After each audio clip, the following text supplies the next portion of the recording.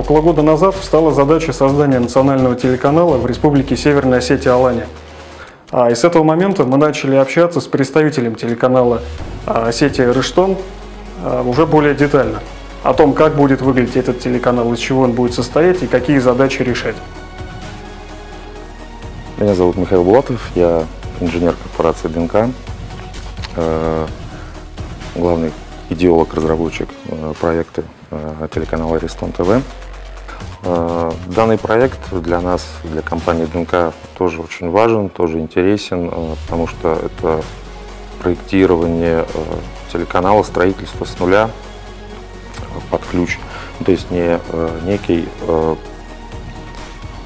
апгрейд существующего канала, там его модернизация, а именно создание канала с нуля. Это довольно интересный опыт и для нас, и я думаю, что для самих ребят, кто будет в дальнейшем работать на этом канале, для персонала, для журналистов, для инженеров, собственно, для всех. В ходе проектирования и уточнения деталей мы предложили использовать для телепроизводства систему Synergy. Это программное обеспечение, которое охватывает все аспекты телепроизводства, начиная от импорта медиаконтента в систему и заканчивая новостным, эфирным вещанием и архивированием. Данная система примечательна тем, что позволяет одновременно работать со всем исходным медиаконтентом, всем отделом телеканала. Таким образом достигается полное взаимодействие сотрудников и контроль над их работой шеф-редакторами и ответственными людьми телеканала. Хранение материала, контента будет осуществляться не на каких-то носителях типа кассет, там, бобин, катушек, да, которые нам, может, привыкли, а именно на дисковом массиве, доступ к которому будут иметь все журналисты, монтажеры, режиссеры, операторы, то есть любой человек, который будет заинтересован и необходимостью, он эту информацию всегда может получить на свое рабочее место или, допустим, пустить в эфир, если это необходимо. Это программное обеспечение охватывает весь цикл телепроизводства, начиная от импорта медиаконтента, заканчивая новостным и эфирным вещанием и архивированием материала. Таким образом, все отделы телеканала могут работать одновременно с материалом и взаимодействовать друг с другом. Synergy позволяет оптимизировать работу журналистов и увеличить количество прямых эфиров в день. Более того, телеканал получит интерактивность. Под этим словом подразумевается возможность выгрузки всех актуальных новостей в социальные сети и получением от зрителей сообщений и скайп-звонков.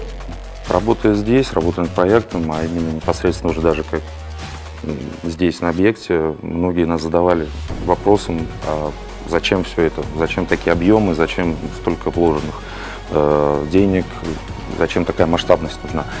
Но мое мнение, что телеканалу рознь. Да? Но если говорим там, о телеканал «Магазин на диване», там, да, достаточно купить там, 2 фотоаппарата, поставить в студию, покрасить в зеленый цвет стены и дальше на хромаке и все, сделать красивый интерьер.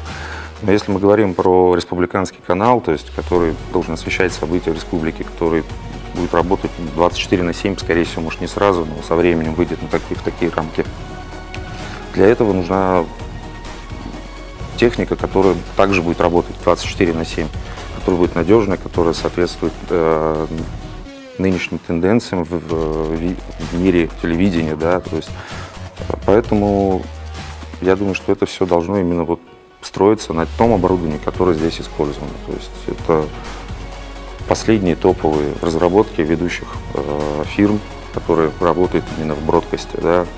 В частности, как мы уже говорили, это камера Panasonic, это коммутационное оборудование, Imaging Communication, система хранения, newsroom и так далее. Это да, в сердце некого канала, это будет на базе программно-аппаратного комплекса Synergy построено. На данный момент проект находится, наверное, уже на завершающей стадии, то есть 80% монтажа выполнено, то есть нам еще нужно несколько дней, недели где-то для установки остального оставшегося оборудования. Потом будем приступать уже к пусконаладке, соответственно, потихонечку можем даже начинать снимать какие-то пилотные программы. Да.